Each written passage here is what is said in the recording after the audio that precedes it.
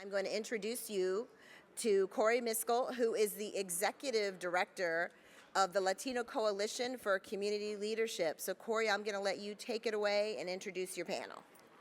All right, whoa. It's late, but we can still have some energy. I'm once again going to introduce our next panel. Yeah, thank you so much for the very warm welcome. I think I did get a promotion in that introduction. I'm Deputy Executive Director, and Richard Morales is still here, and he's still the ED, so I need to tell you that. Well, good afternoon, everybody. That was such a fabulous session. I'm so stoked to continue the conversation and really talking about some collaborations across sectors in our session today, strengthening the reentry workforce ecosystem. So yes, I'm Corey Miskell. I work with the Latino Coalition for Community Leadership, and in my work, I've had the opportunity to partner with organizations, with systems, with community leaders who are deeply committed to creating pathways for people returning home from incarceration. It is work that requires both heart, but also coordination. And so I'm really honored to just be able to guide you through this conversation today with our experts. So the session really centers on this shared belief that expanding economic opportunity for justice-impacted individuals requires our collective action.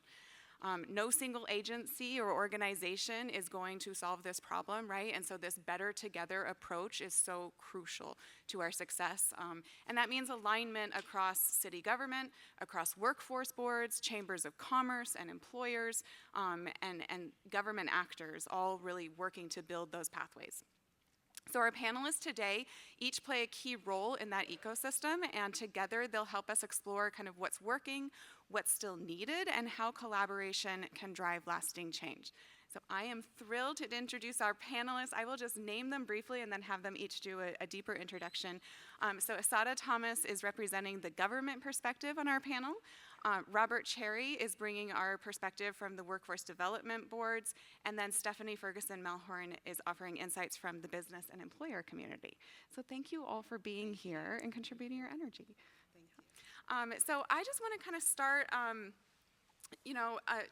with just an invitation really to you all that we are going to ground this session in just kind of like a simple truth that we are building and sustaining a reentry workforce, and it's not just about jobs.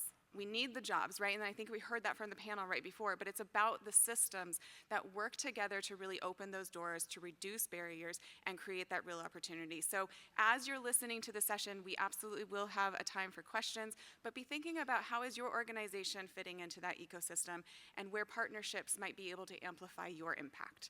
And we're gonna feature some of those today. So let's start really broad. I would love for each of you to just talk a little bit about your work. You each represent a different piece of the reentry workforce puzzle. So from your perspective, what unique role does your sector play in advancing opportunity for justice-impacted individuals? And Assata, let's start with you. Sure. It's afternoon, right? Good afternoon, everyone. I apologize for the delay. So as a city leader, I sit at the crossroads of policy, practice, and people.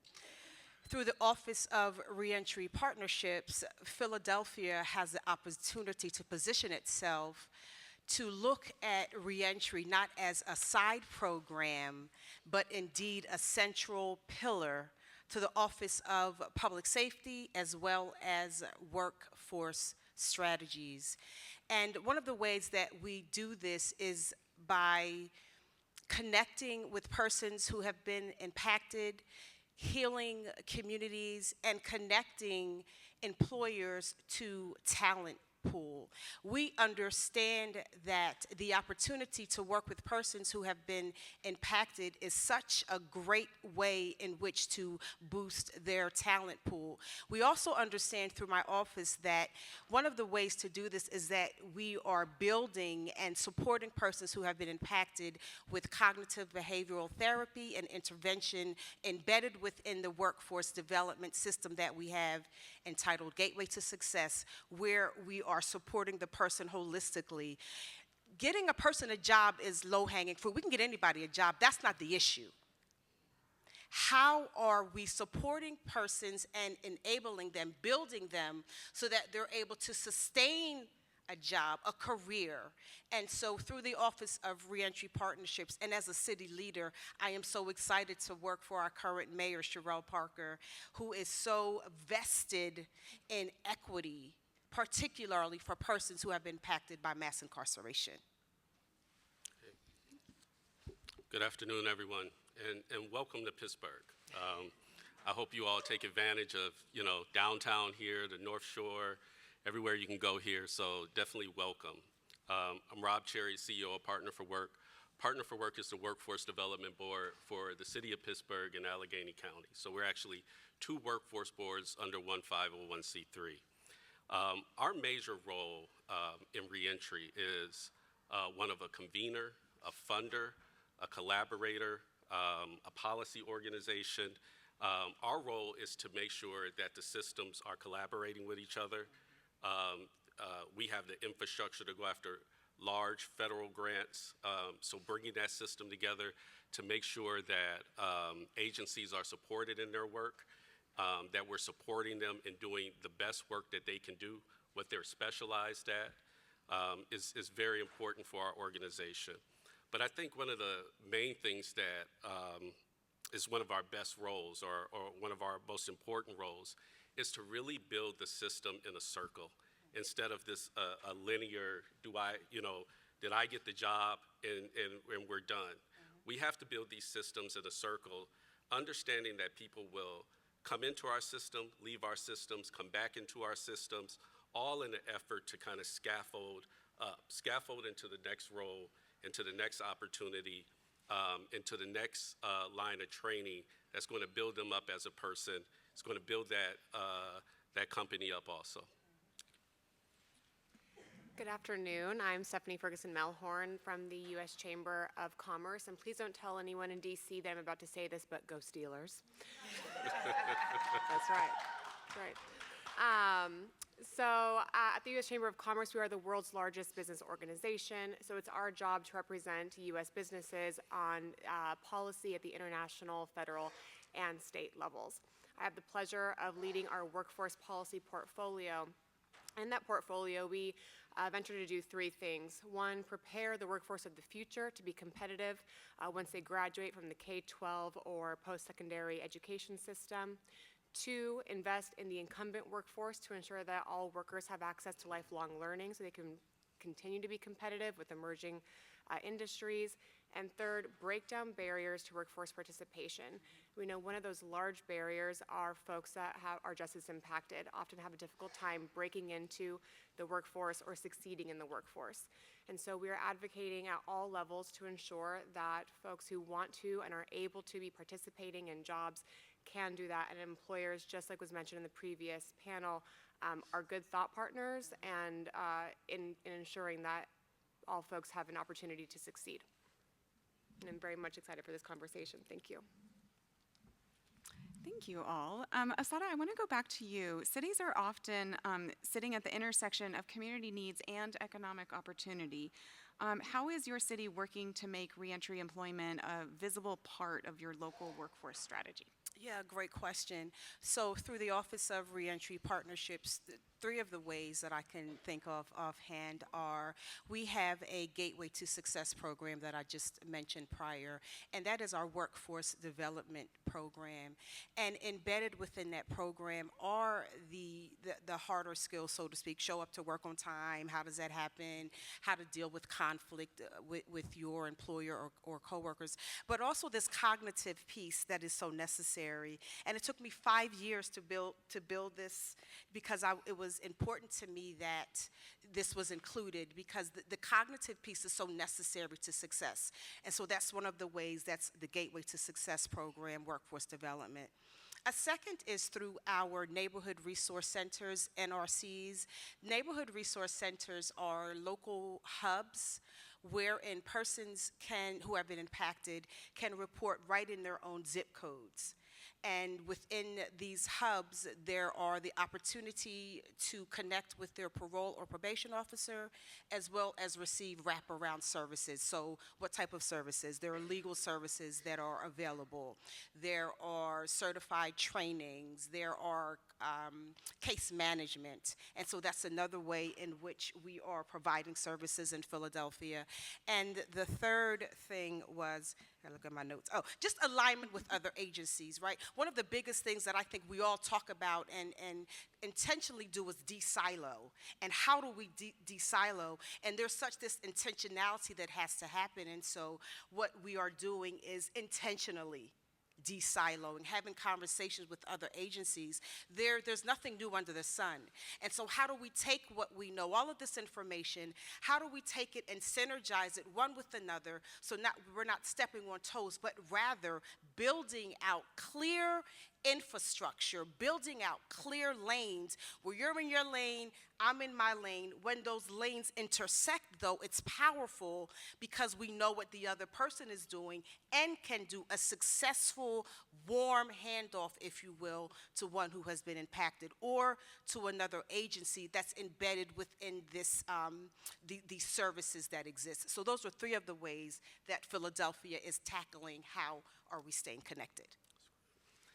That is such a great segue. I'm wondering, Rob, if you could follow that with just talking about how the Workforce Board is a connector, right, between job seekers and opportunity. So what strategies are you are you using to ensure justice-impacted individuals are really included in that regional talent pipeline? Yeah, in two different ways. You know, on the people side, it's about collectively getting our providers together and not necessarily articulating, but also articulating what they do different, but how can they share from one another. You may have one provider who does this particularly well, another one that does something else particularly well. How can you get those two to work together in a way that it doesn't seem like competition, but in a way that you're actually creating a system for people to kind of walk through getting the best service from the best provider at the time.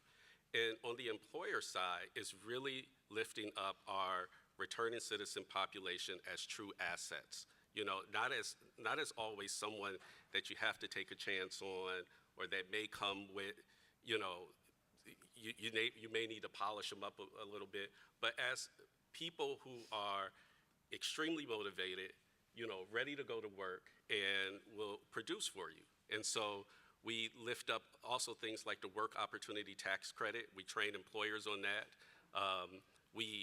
You know, we talked about the skills gap before. One of the biggest skills gap is sometimes what employers think they need as opposed to the talent that's in front of them and how to mesh that together in a true process where they can onboard individuals the right way.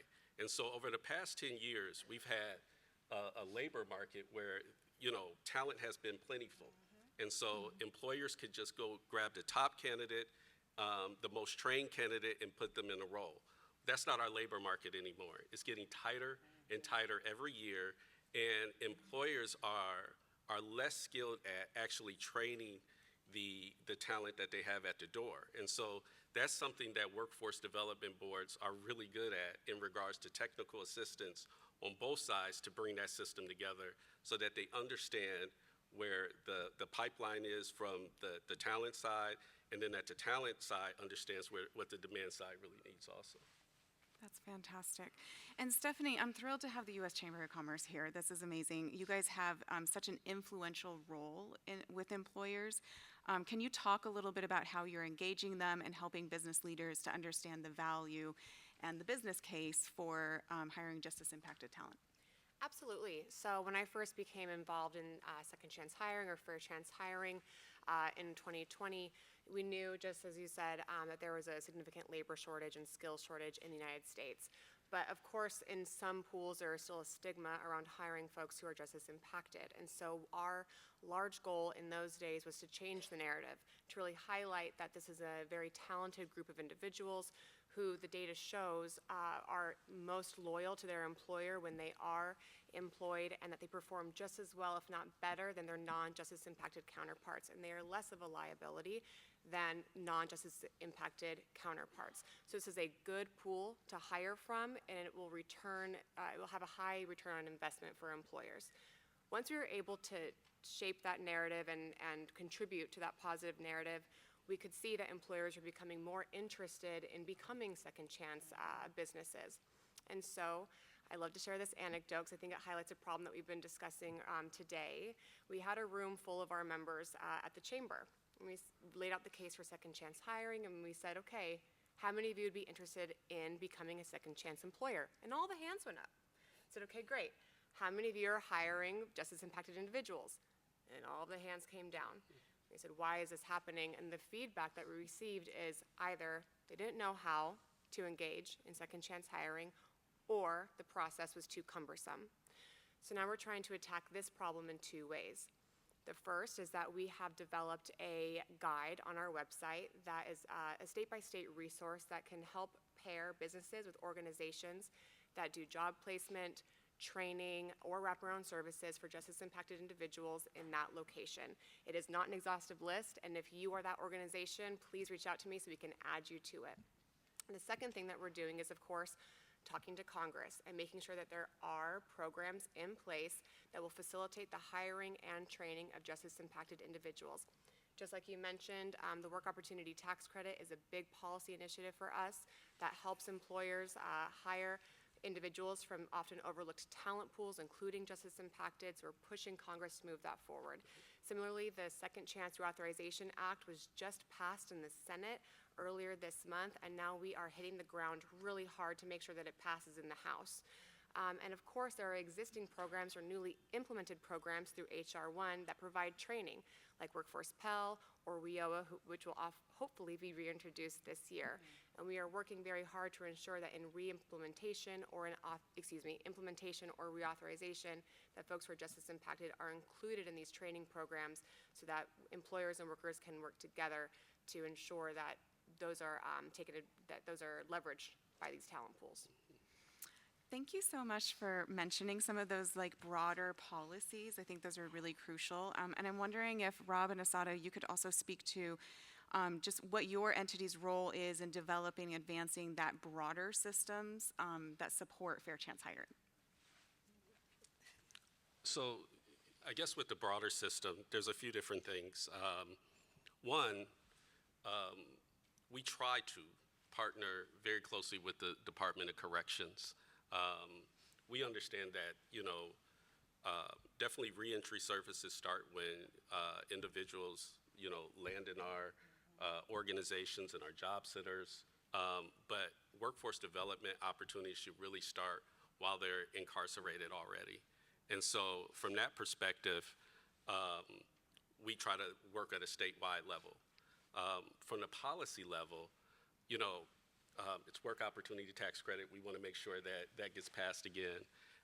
But it's also overall conversations with employers and elected officials to say, albeit the background check that that a particular employer needs to do, how would you know that this was not the right candidate? And so we talk a lot about, reentry in regards to, giving this person a chance. Reentry in regards to, I've been in that same room where I've asked employers to raise their hand if they would be open to, and then they put their hands back down when you say, are you actually doing it? The only way that they would know if they asked a question. And so sometimes we're not asking, raise your hand if you want the best candidate. Raise your hand if you want, the most skilled candidate.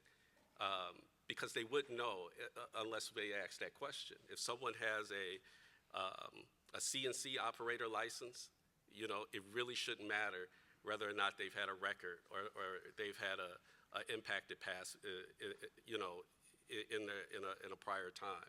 And so really sitting down with employers, getting them to understand that is continuous work, and getting systems to align in a way that The Department of Corrections is also saying those things. Our county jails are saying those things. And getting everyone on the same message is also critically important. Thank you. Ms. Sada? Sure. I would add that from a city perspective, we could think about procurement processes and how that shows up.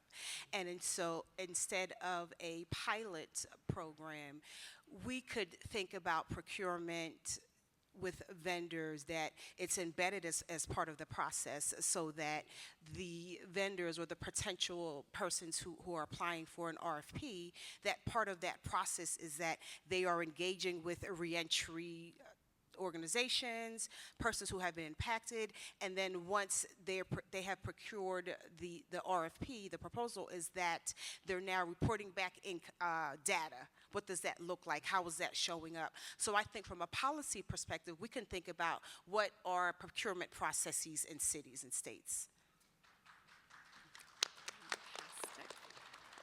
Thank you for championing that. And I love that you mentioned procurement, because you are talking about that this work needs an investment. And so I wonder if I can ask a follow-on question of just that cities face resource constraints and siloed systems. And so what innovative partnerships or policies are helping in Philadelphia to break down those silos and really sustain the impact? Yes. So interestingly enough, my city, I've been doing this work for 20 years, or with the city for about 4 years. And so the days of nonprofit where I need to get something, I can get it yesterday. But the city, I mean, it could take, I don't know, 5 months to get a pencil that has a number 2. It's just, there are definitely some frustrations that exist with working within the city government. However, I would say that one of the ways that the city that we have in, repeat the question for me again. I got off on a tangent about that number 2 pencil. Just that the work is under resourced, and so how are you leveraging the investments to really sustain the impact? Perfect, thank you. And so one of the ways that my office is leveraging it specifically is that we oversee the Philadelphia Reentry Coalition, also coined the PRC, which is 150 plus organizations that are part of the reentry infrastructure of Philadelphia. And so what we do is that we don't have to have everything, my office particularly, but that we lean in on these other organizations who offer services, and we are able to then use those as resources. And it was said earlier that in doing this, in de-siloing and galvanizing all of these other entities, you are able to get resources that you may not be able to get because of city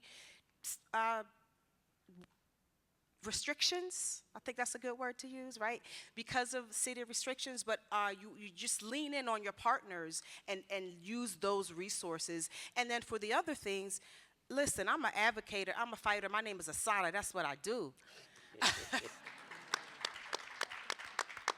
And so again, working under this particular administration, it has really enabled me to champion and knowing that the administration is really not just talking about it, but being about it. And so it has enabled me to get other resources that may not have been possible in the past. And so really just advocating from the city office perspective for us specifically, but more advantageously at the moment, is leaning into partners who are part of the PRC and being able to galvanize those efforts to get what we need. I love that. That's amazing. Thank you. I want to go back, Rob, to you, and could you talk a little bit more, because one of the things that Asada mentioned is that, like, we do have to resource the nonprofits to do this work, and if you could also speak on just what are you doing to collaborate with training providers, with employers, with community partners and community nonprofits? All of that can be complex. And so how are you working, or what have you learned in aligning those partnerships? Yeah, I've learned a lot, and you know, fortunately or unfortunately through mistakes. You know, partnerships are incredibly important, but like you said, they're complex also. And so as a workforce board, you know, we value ourselves sometime as how much money can I bring into the system? How much money can I bring in federal and state grants to make sure that the system has capacity to do what it needs to do. And many times, I've sought out a successful reentry organization that may have 15 people there, and I say, how can you scale to 30? And try to grow that organization in a way that it is not ready for. And so I think what I've learned in partnership is really moving at the scale that organizations in the system is ready to move at. Because if you move too fast, you actually will end up devaluing your system, moving organizations and providers into spaces that they're not ready to go yet. Impacting them by putting regulations and things on them that they don't have the infrastructure to do yet. And so I've learned a lot of lessons in how to actually get the system to collaborate, how to actually get people around the table and talk about their strengths and how we share between each other, how we move things between each other to create a system where one provider says, I am great at job placement, I am not the best at supportive services. How can we work together to make sure that when our participant needs supportive services, we can do a warm handoff or referral to this organization, and then and vice versa, when your participant needs job placement, because we have these connections with these employers, how can we work together? But more than anything, how can we make that count for each other? Because if we're honest about it, a lot of the money that we get has outcomes around it. Outcomes is, what we base our next grant or our next opportunity or the work that we do. And so how can we get them to share outcomes is one of the largest things that we have to do in partnership when we get organizations to work with one another. Yeah, that's such a good point. Can I ask a follow-up question? Sure. Do you have recommendations, or what are those outcomes that you are kind of centering on? Mm-hmm. Sure, it's getting people to the table in the beginning, and we can do this a lot when we're actually putting together a grant. How can I make your outcome supportive services, and you win on that outcome, and we all win on that outcome, and then Asada, yours is job placement, and so when we build out the grant that way together, we have our overall goals, but you all are responsible for different things within the grant. That makes that ecosystem kind of work, but it also makes you work with each other because we all want the grant to be successful. We all definitely want another one, right? And and build that together. But also within that system, build a leadership group that works together, and so that your managers or directors are collaborating with her managers and directors, and we're all kind of building that ecosystem together. That's fantastic. Stephanie, can I invite some of your comments about who are your collaborators in this work, and what have you learned? Yeah, absolutely. So being focused on the policy side, it's all about either continuing to ensure that we have champions pushing these initiatives forward or bringing other voices to the table. And I'm really pleased to share that I think we're in an opportune moment right now where there are a lot of individuals, a lot of policymakers who want to move these initiatives forward. We've seen from the America's Talent Strategy document that was released by the Departments of Labor, Education, and Commerce that this administration is keen to bring justice-impacted individuals and folks that have long-term unemployment into the workforce. They want to upskill and reskill individuals and make them the most competitive workers for emerging technologies. So that's a good sign from the administration. Like I mentioned earlier, we've seen that the Senate has passed the Second Chance Reauthorization Act through the NDAA earlier this month, and it has already been reintroduced in the House. I think that we have a really great chance to get it pushed across the aisle this year. It was nearly included in the CR, the continuing resolution, late last year. We moved at the final hour, but these are how things work in DC. Like, we're getting closer and closer to getting that reauthorized. So as far as collaborators, it's making sure that those folks are all on the same page and understand how invested the business community is in these programs.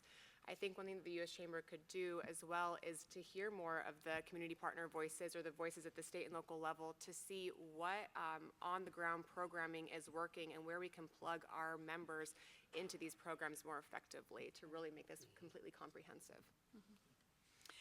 So can I invite everybody's comments on just kind of what you guys think might be the policy shifts or the system level innovations that you think are still needed in our reentry workforce strategy, whether that's statewide, citywide, or even nationally?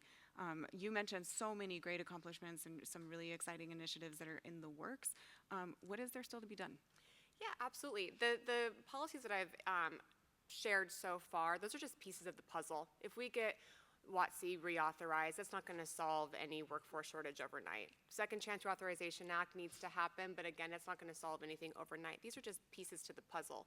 I think what we need to think about now is what is the next step? If we got our wish list this Congress for having these pieces of legislation passed and implemented, what are now the missing pieces? I think a lot of those are things that take place in incarceration, right? Are folks leaving with something as simple as a driver's license or access to a bank account, right? These are real things that we can advocate for that have not yet been introduced in a real way. What does training in incarceration look like? How can we fund that better to make sure that folks are prepared when they leave? And so the best way to consider these ideas and next steps and policies to have your expertise brought to either your state and local chamber or to the U.S. Chamber. That way we can take your expertise and communicate that to the leaders that can implement these types of changes. Any comments? Yeah, I mean, I would just add on to, I think the policies that really need to be worked on are the ones where folks are still incarcerated, that they can receive as much education, training as possible to make sure that they are equipped to be successful when they leave.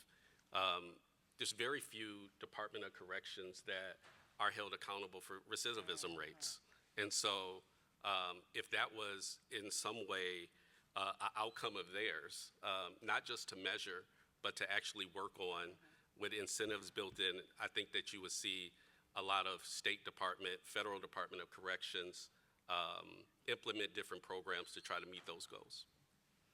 I love that. I will stay on this train. I had another answer, but I'm gonna stay on this train and say that accountability within the DOC and the Federal Department of Corrections as well as jails. It is often said, and we hear about a lot of programming that is happening behind the walls.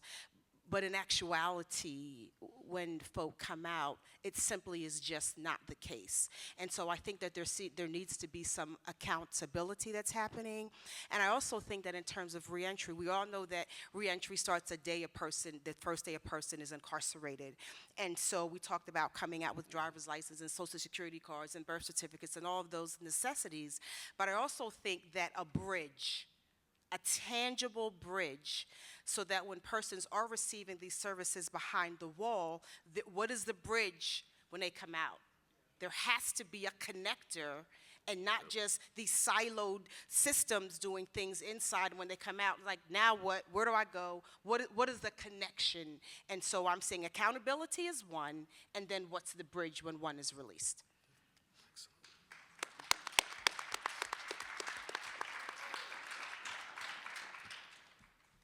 That's fantastic. I do want to take just a few moments, though, to ask for any questions from our audience. We have an amazing panel here. We have some more questions to ask, but let's pause. Yes, I see a couple. Great. Please, yeah, if you want to go to a microphone, that would be very helpful.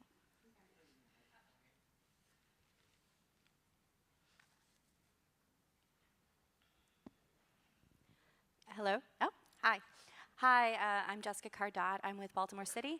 And I actually had a question. So you mentioned, Stephanie, about how sometimes it can be too bureaucratically onerous. Some of the opportunities available in terms of federal incentives, like WOTC or bonding potentially, and just from where you're sitting in terms of how the businesses perceive it. Anecdotally, I know that the businesses, if they're smaller, tend to not be interested because of the paperwork involved, or the amount isn't enough. But are there examples or ways that can be more of an incentive to people, or is that anything that you talk about in terms of those incentives? Yeah, great question, and thank you for the question. We do see that WOTC is not leveraged as much as it could be. It has a low utilization rate, and so there has been a bicameral bill introduced in both the House and the Senate that would increase the taxable wage levels of the WOTC. And so employers would be able to receive a larger tax credit when they hire somebody from one of the talent pools included in WOTC. And then it has an additional credit added when there's long-term employment defined by 400 hours. So it incentivizes employers to hire from these pools and then to keep those employees employed from those pools as well, and then an additional credit for veterans. So the thought behind this bill is like, let's make it a bigger credit and let's incentivize long-term employment so that more employers will hopefully take advantage of it. Hi, my name is Vanessa Moreno. I'm with Valley of the Sun United Way from Phoenix, Arizona, in our Fair Chance Collaborative. Oh, hi, Alice. And I am coming up to talk a little bit about strengthening our ecosystem of our Fair Chance employer champions. One of the things that we're really focusing on trying to do is build our policy and advocacy group. And so my big question is, how is it, well, one of the things that we're doing is targeting industries that are more highly regulated, but how can we get our employer champions to be on that road with us in terms of policy and advocacy? Do you have any tips or strategies around that? That is a great question, and my mind is currently blank, but I would say just continue to talk to those employers, or do talk to the employers who are champions already, who are out part of this conference or have a very large voice, or proud to be second chance practitioners, and ask for their best practices. Ask them to come talk to your the employers that you want to be champions. That way they can share their best practices, share lessons learned, and kind of give them a roadmap onto how to make a big splash and to communicate that they're now practicing these hiring initiatives as well. Thank you, I appreciate that. And if anyone else has tips, Vanessa Moreno, Valley of the Sun United Way, come find me. Sean Bushwhite, University at Albany. It's always intimidating to follow someone who got applause when she announced who she was. Oh, thank you very much. I really appreciate that.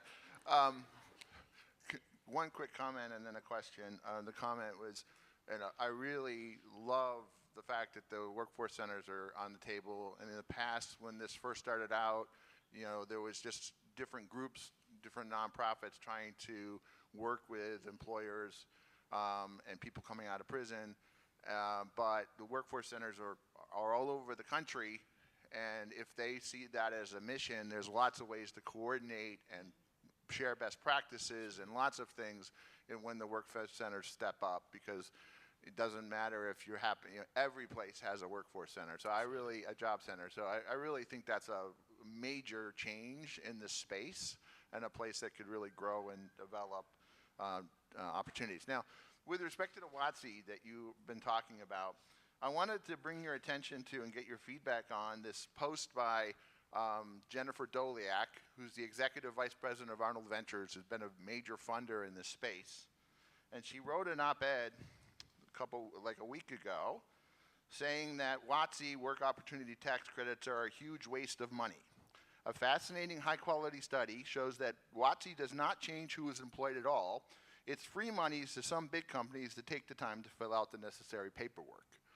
And the study, I've actually looked at the study very carefully, and that's literally what it says, because essentially people aren't being made aware of the WOTC at the time they're making the decision, and so WOTC's not playing a role in making them decide to take a chance on someone. So I was curious what you thought of that. It's a very strong statement by a leader in the space, and how you're thinking about that when you're talking about the legislation. It was kind of alarming when I saw it, so, and I was just curious as to what you think about that. Yeah, that's a great comment, and I just disagree. What we do is we bring employers together so they can do just that, so they can understand what WOTC is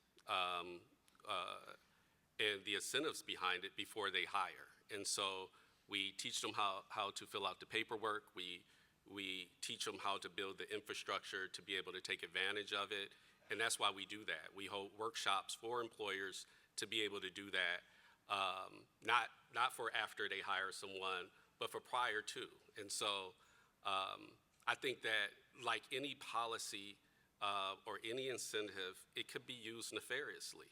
But that's not what we encourage as a workforce board, because while we teach you the infrastructure and the paperwork behind WOTC, we also try to establish a pipeline of ready workers who qualify for it also to your front door. So I appreciate the op-ed that she wrote, and I hope that it brings awareness to individuals who are, using that tax credit nefariously, that people are watching, especially some of the larger companies that, may scan,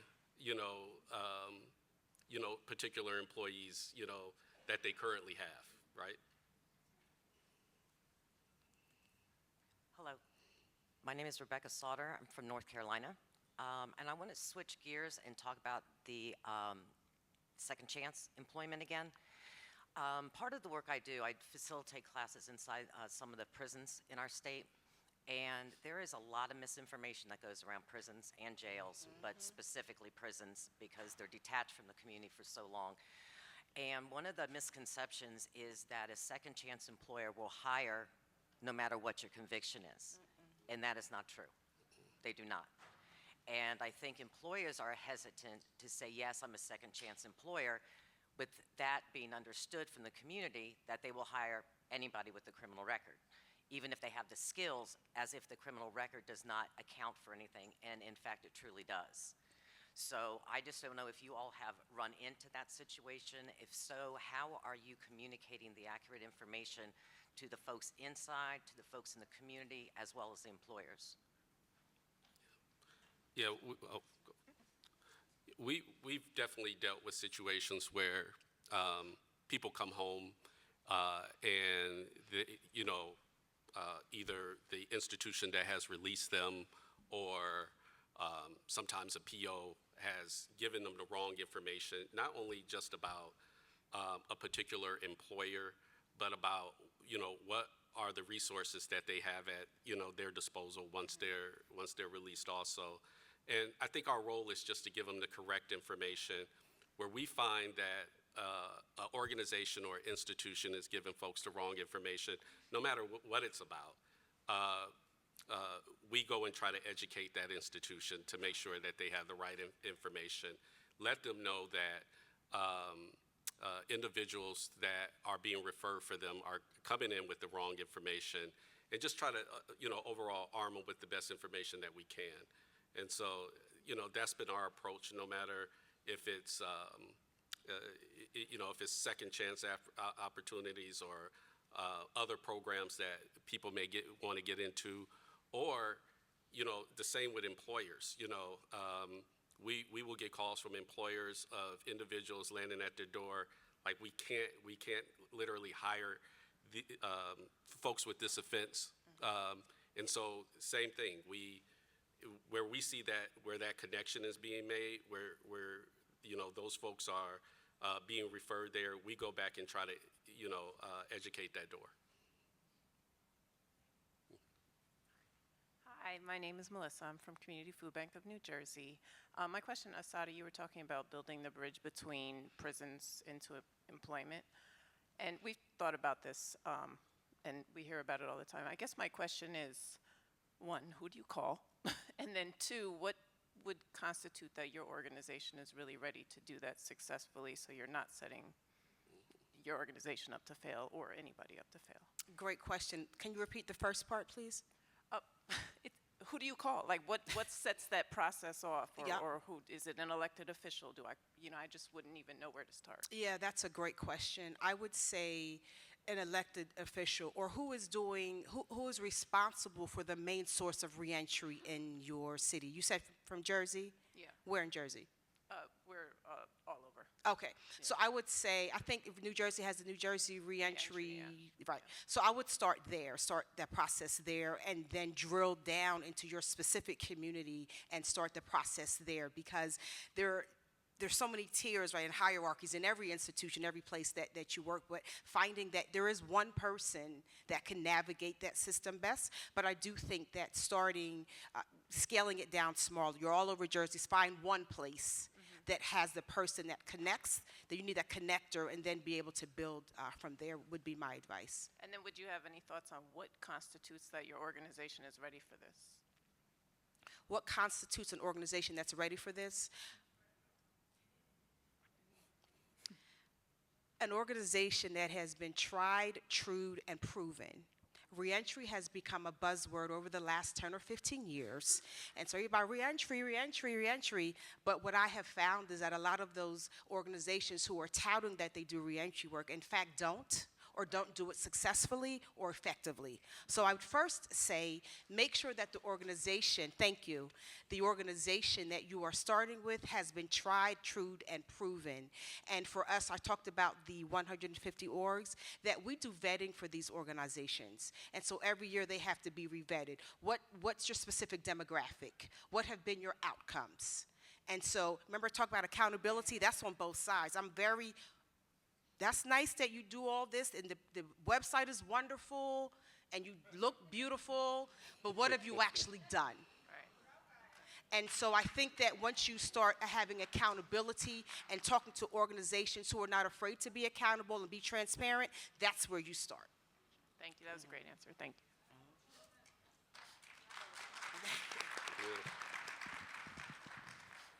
I'm going to jump in on Melissa's question just slightly because I'm from the National Restaurant Association Educational Foundation, and we have several food banks that are successfully doing reentry programs. So I'd be happy to talk to you later, Melissa, and anybody else who wants to know about how a food bank can successfully do reentry. And several of our members here are doing it. Next question, though. Hi, how are you? Let me take this off. I don't have to bend down. My name's Carly Kalinich. I oversee the largest funded reentry nonprofit organization. Well, we're not just a reentry nonprofit, but our sector of nonprofit is our reentry is about a 12 million annual budget. Okay, in the largest county in the nation, San Bernardino County. Recently, we were given, the state came to us and said, hey, here's a whole bunch of money, do whatever you want with it. It's called PROUD, Providing Real Opportunities in Workforce Development, and it focuses on the role of workforce inside the U.S. Complex up in Victorville, okay? And so what we noticed when we went in there was that there's no reentry being done, and that they also have a reentry department doing reentry, but they're actually COs, okay? So conflict of interest, right? But so what we noticed was that there was no reentry work being done. They have labs, computer labs in there, nobody to run them. Nobody doing any work whatsoever. When they leave home, they are often shipped with nowhere to go. In our community, there's one halfway house that serves 2 counties, which our counties make up together 300 square miles. It's unbelievable, right? And so when we wrote in the proposal that we gave to them, that we told them we were going to do, because there was no real RFP, right? They told us to tell us what we were going to do. And we said, okay, look, 70% of this money is going to go to supportive service monies for when they're returning home, okay? Because we're not workforce, we're a nonprofit. And so we are navigating people all over the country to find housing, right? Mm-hmm. That's huge. It's a huge need because they're coming to nowhere. We're talking, I'm in Southern California, and a lot of people are going into Arkansas, to Idaho, to San Diego, to all over the United States. And so one of the other things that you guys mentioned was that the IDs, the birth certificates, and the Social Security. So they're supposed to be doing that in their reentry divisions, but we're now doing it. And so we're footing a bill right now with James Ramos, Assembly Member James Ramos, and Senator Rosalia Choa-Boa to get that done. So I would like support for that, if you guys could support. So that's my question. One of my questions is that we're trying to get that initiative started. And the second thing is that we need better access to housing for our U.S. federal we like to call them our temporary residents in our gated communities. But so we would need them we would need them to come home to somewhere that's sustainable. And I also want you to think about this and the role that you said that there has to be somebody that has been doing the work in the communities that is trusted, right? They've passed their county, state, and federal audits, and they can hold that money. I'm really trying to uplift the visibility of those collaborative fundings for the community-based organizations to have a lead fiscal agent, right, to be able to distribute to the community, because when you're at the government level and it takes 6 months to get a number 2 pencil, right? And for me, we Zelle. I'm able to utilize this money and Zelle the housing providers in a process that takes minutes, right, for housing. So what my question is how do we in the workforce sector get to the point where it doesn't take these long sustained, if we don't have housing and we're trying to get employed, like how are we gonna mesh that all together? What system do we utilize? I know that's a lot. I said a lot right there, because it is a lot. Yeah, housing, employment, and then if we can't we're doing I-9s inside the prison. I'll answer the first part of that question when you asked for support for the California legislation that's being introduced on IDs. I'll say it again, join or bring this to the attention of your state and local chambers. They're the ones that can represent the business community's voice, and the business community does want to engage in this. They know that this would be a really helpful measure in getting folks employed once they're reentering. And so call your state and local chamber, have them call their members, get support, and then call that legislature to really get it moved by. We have 5 minutes. Did you want to take one more question? Did you guys? One more question, yes, If thank you you. could solve housing in 2 minutes, that would be amazing Let- for all of us in the room. But Just before our other question, if I can jump in on the housing conversation, I think I'm really glad that you raised that, and I just want to shout out that the amount of money going into housing, and obviously that's a matter that affects so many people, even beyond our reentry ecosystem. Housing affordability is huge, but one thing that we did see that was impactful in our community was when the municipalities started changing their policies and their zoning codes related to 2 or 3 unrelated people living together in a residence. And so when they softened those regulations, we were able to start purchasing properties or leasing properties and helping to support some transitional housing that was closer to the economic hubs. Because when those policies are in place, it kind of pushes all of our programs into unincorporated counties and places where those policies don't exist, and they are far from the employers, and they are far from public transportation. And so it creates another barrier that's so difficult. So I think even there's some no-cost things that really help move the needle and employers could be advocating for. Your question, sir. Hello, my name is Nolan Adams. I'm here as a representative of CM Tech. We're basically a democratized prison learning platform aimed at creating a scalable alternative to higher education in prison. We're driven by workforce goals. We want to create occupations and careers that can sustain, a family and a future. My question to you is, how can we shape our pedagogy in a way that aligns with workforce development partners' interests? That's a great question. And I think the key to that is to get to the employers right away. Understand what employers really need. Understand, because you have a platform, the geography where people are going into and coming from, and be able to articulate by training to employers why this particular training that someone gets while incarcerated would be beneficial to the positions that they have available. And as micro as you can get to that with employers is going to be the way to really help build that bridge between your particular training and the person who is taking the training and the position that they have available, really tying it to, hey, this particular position that you have open, you know, all the batteries of training that we have in this particular training lend right to this particular position, and you know, communicate it that way. Thank you. Yep. I would just add really quickly that you are also doing this yearly because as the needs change on the outside very quickly, that would need to be updated on the inside as well. So I would say I would double down on everything that was just said, but just be mindful and intentional of checking in at least yearly to make sure that the needs are matching the current needs that are happening on the outside. Absolutely. Thank you. You're welcome. Can we get a round for our panelists? Thank you so much.